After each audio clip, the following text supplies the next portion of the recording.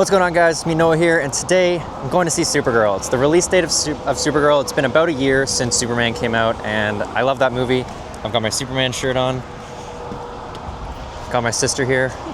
Blonde and wearing blue. Yeah, we've both read Women of Tomorrow, so we're both kind of ready for this movie in terms of the story that we expect to see. And we both also really like Millie Alcock because we've watched House of the Dragon. So it kind of, everything is here. And I'm really hoping that they adapt the story well, get the visuals right, and that obviously crypto, everything. There's a lot going on in this movie, and also the state of the DCU is at hand. So we will see what happens. All right, out of the movie, just saw Supergirl. What do you think? I liked it. I also liked it. It was a good movie. I feel like it's getting a lot of hate online, and people are giving it like 2 stars, because I think a lot of people were expecting maybe something different. I don't know if they were expecting more Superman, but they definitely adapted the story. All right, guys, so getting back from the movie, I've had a little bit more thoughts. Overall, I'd say Supergirl to me was probably like a solid 4 out of 5.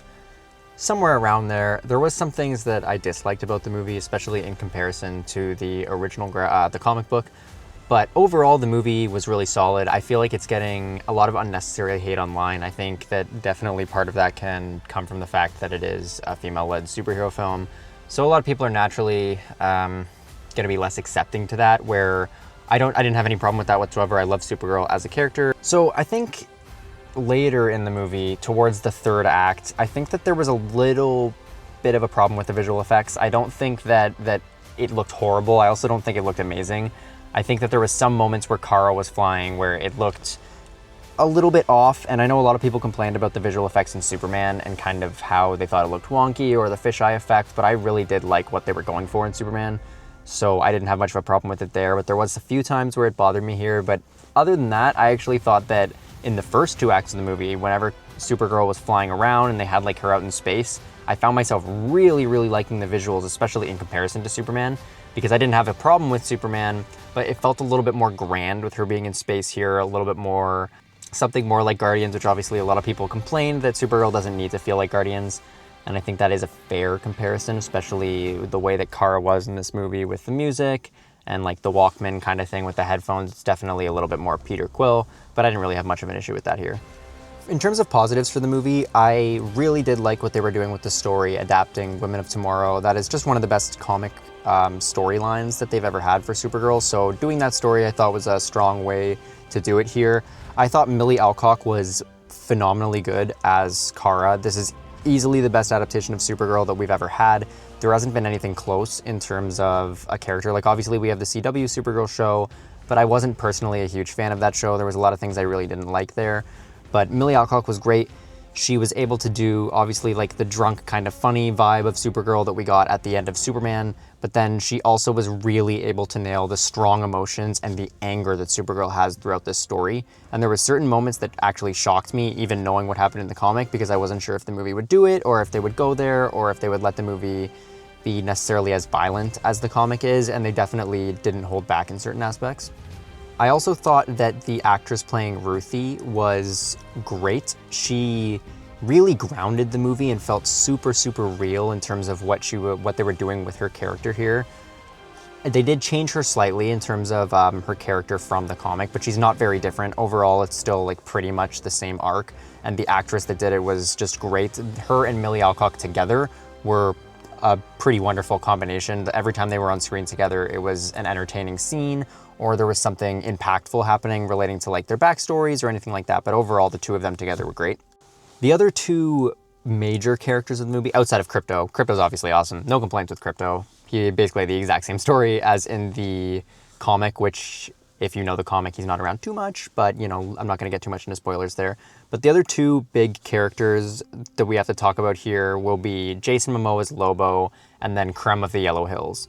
And starting with Krem of the Yellow Hills, I actually really liked him in this movie. And going into the movie, I was pretty concerned with Krem because I liked him a decent amount in the comic. He wasn't my favorite villain or anything. It's not like he was the most crazy impactful villain, but I did like the look of him more in the book than I do in the movie. Even after seeing the film, I think that there is a little bit of issues with the design of his character. They went a little bit more generic in terms of how like a superhero bad guy is supposed to look.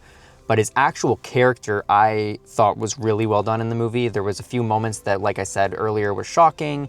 There was some things that I wasn't expecting, especially with some things that they changed in the actual story and the planets that they go to, and how that affected Krem and Kara and Ruthie and kind of like everybody's relationship there. So overall, I thought Krem was an entertaining villain. He was pretty menacing as well, and even if some people in the theater around us had some reactions to certain things that Krem had done, which I thought was really cool, especially for DC to do in their second movie of the new universe. Now, the last character that I want to talk about is Lobo, and I have been very excited to see Lobo ever since they announced that Jason Momoa would be him, because Jason Momoa has talked about how much he cares about Lobo, how much he read Lobo growing up and collected those comics, but also the fact that he is just so visually perfect for the role of Lobo. You have the cigars, which is something Jason Momoa is also known for, and like his Instagram, personal life, things that he talks about. So it felt like a pretty great match for the character. And overall, I think he was good. I don't think that Lobo was necessary to this story, in all honesty, though. Having read the comic and knowing that Tom King had said he wanted to use Lobo, sure, you can put him in this movie because now he fits. It's a film. We get Jason Momoa, we get his name in the movie. A lot of people get excited, but I do think he was pretty unnecessary to the story here. I don't want to get into spoilers, but there was a few moments that worked really well with Lobo that I thought were funny, that looked good, and then there were a few moments where I just felt like it didn't need to be in the movie and that it was kind of just taking away from certain impactful moments with Kara. There is a big moment in the movie with the two of them, and overall I didn't really love that moment because to me it just takes a little bit away from Supergirl herself, especially when this is really like her first huge introduction to a lot of audiences. Like, most people probably haven't seen anything with Supergirl in it outside of maybe a CW show, if you've even seen that. Otherwise, there's not too much I'm going to talk about without getting really into spoilers, so this is going to be a little bit of a shorter video there, but there was a lot of needle drops in this movie as well. It was more similar to Guardians in that aspect as well, especially in comparison to Superman, where James Gunn had really held back there. And now this isn't a James Gunn movie, but at the end of the day, they kind of are all James Gunn movies because he is the CEO, he has his hands across everything. And there is one particular needle drop in this movie that I think absolutely does not work at all and takes away from the moment, and it's unfortunate because it's a very cool moment and it's an impactful scene, I guess, but it's the music there, I really don't know exactly what they were going for, and I feel like if you've seen the movie, you probably know which needle drop I'm talking about because it really does feel out of place, and I know that my sister felt the same way as me when we were discussing it together. She kind of felt the same way about that needle drop, just wasn't really a fan of what they were going for there. Other than that, though, the music in the movie was pretty solid. I will say that it felt like it was lacking a strong theme song, like a real score for Supergirl, because coming out of Superman, you obviously had the John Williams theme reimagined by David Fleming and I believe John Murphy, and it was just a wonderful score. I love everything about the Superman soundtrack and the score itself, and I just think that Supergirl could have used a little bit more because I can't think of any one specific piece of the score that I'm gonna like add to my Spotify or want to play specifically as Supergirl's soundtrack, but I feel like the more that we see her in this universe, the more that we see her movies, we can kind of build that up. So that is still something that's okay and can come in the future.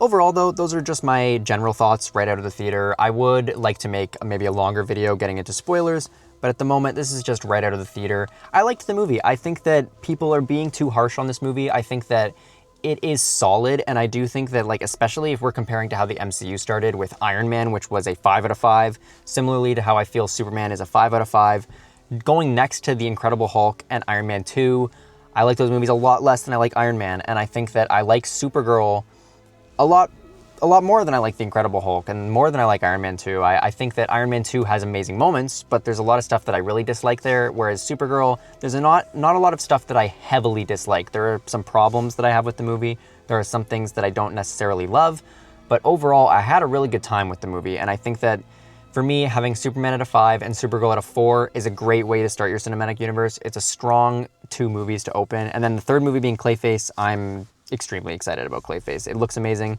I will say they did not play the trailer for Clayface in front of Supergirl, and I feel like that is a massive missed opportunity. Put your trailer in front of your movie. I don't know why that's something I have to tell you, but it is something we should absolutely be doing. But overall, yeah, I liked Supergirl. I would check it out if you like superhero movies, if you like Millie Alcock, if just in general, just check out the movie. Make your own opinion about it, because there's a lot of people out there that are just saying it's bad without necessarily having seen it. So I would just say make your own opinion. Let me know in the comments what you think of it. We can have a little discussion there. But overall, I did enjoy the movie. So I'm excited to talk with you guys about it. I hope that you all enjoyed the movie. And if you didn't enjoy the movie, let me know why you didn't. But anyways, guys, I hope you have a good one. Have yourself a nice rest of your day. Hey guys, I'm just editing the video now, and I realized that I didn't mention at all David Cornsweet and Superman in this movie, and he's just amazing. Every single time that I'm going to get more of David Cornsweet's Superman, I'm going to be extremely excited, and every single time that he was on screen, it was, as you can expect, just another great experience, especially if you loved that first movie. Anyways, let me know your guys' thoughts. Have a good one.